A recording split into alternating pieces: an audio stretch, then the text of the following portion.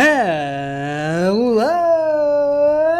Yes, and welcome to our final notes, our final set of notes for Unit 2, Objective 2.9 Notes, Right Triangle Applications. Objective 2.9 says I can solve real-world problems using my knowledge of right triangles, and that's what we're going to do today. But before we do that, we need to add just a couple more definitions to make sure we understand some vocabulary.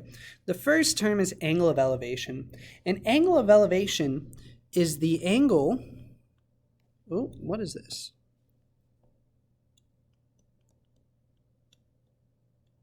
The angle from the horizontal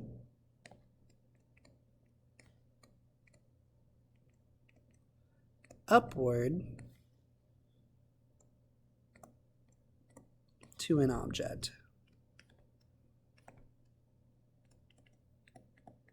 The angle of depression is another word, and that is the angle from the horizontal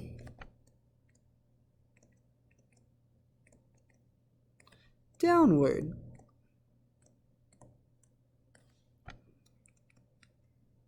To an object. And that's important to recognize. I have this image here. I think this is a great image that demonstrates it. If we are in the top of a control tower and we're looking straight out, that would be our horizontal. If we look up to view a plane, then we're creating an angle of elevation, right? That angle there would be our angle of elevation. Counter that with the plane. Now, if the pilot is flying looking at its horizontal and it's looking down to try to find where it's going to land, it creates an angle, right? That's the angle of depression. So elevation is our horizontal up, depression is our horizontal down. Okay, so with that being said, let's talk about solving word problems with trig. I think there is 4 steps that makes it very straightforward. So first is I always start to draw a picture. That is my first step every time. Draw a picture. Next, identify what we're solving for.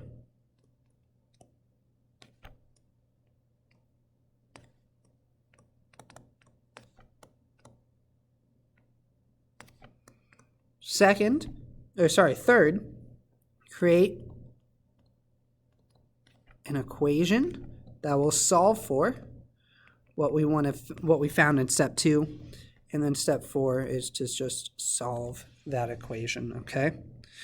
So, let's do a problem together and see how it goes. A kite is flying on the end of a 30-foot string.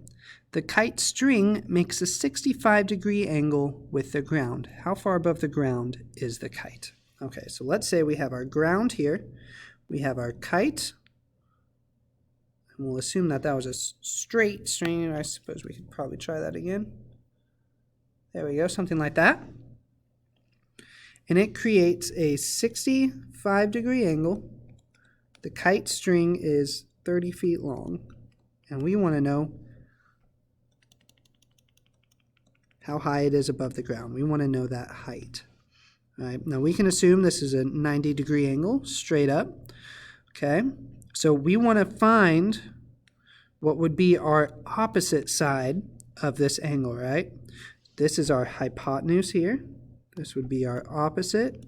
So what trig ratio are we going to use with opposite and a hypotenuse? Sine. So we'll create our equation, step 3 here. The sine of 65 equals our opposite, the height, that's what we want to find, divided by 30.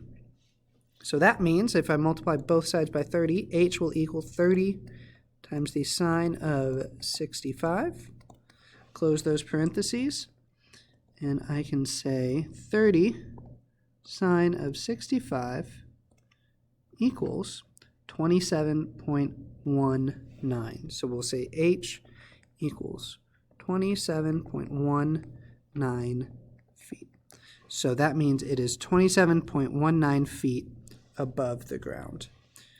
And there you go. There's a beautiful example of how we could use trig to figure out the height a kite is at. Let's do another. For safety purposes, a 20-foot ladder manufacturer recommends that the angle the ladder mates with the ground should be greater than 65 degrees but less than 80 degrees.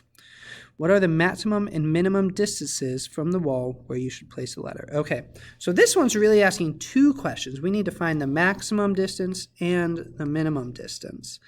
So let's draw some pictures here. So our first one, right, let's something like this.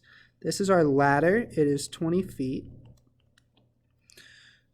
This is our building, which means we're at a right angle. Here's the ground. And let's see, it recommends that the angle be 65 degrees for one, and the other recommends that it be 80 degrees, and everything else is the same. Still a 20-foot ladder, still the right angle there. And we want to know the maximum and minimum distances from the wall. So that would be this side here. Fantastic. Okay, so let's set up an equation here. So this would be my adjacent side to my angle, right? And this is the hypotenuse. So I would use cosine, and I'd say the cosine of 65 degrees equals my adjacent, the distance, what I'm trying to solve for, divided by my hypotenuse, 20. So that means that d will equal 20 times the cosine of 65 when I multiply both sides by 20. So 20 cosine 65, close parentheses, 8.45 feet. Okay, now the other one, we're going to have the same equation set up here, but this time it's going to be cosine of 80 equals my adjacent d over 20. So d then would equal 20 times the cosine of 80 degrees, 20 cosine 80, close parentheses, and this one is 3.47 feet. So this is one where we should probably put our answer in context here. What are the maximum and minimum distances from a wall where you should place the ladder? We can say between 3.47 feet and 8.45 feet. And there we go. All right, and that's how we can use trig to solve real-world problems, okay? I hope you all are feeling confident with these notes. If you want to do some more sample problems, go ahead and check out that video. Otherwise, go ahead and get started on those Objective 2.9 practice problems. This is Mr. Carter signing off. I'll see you next time.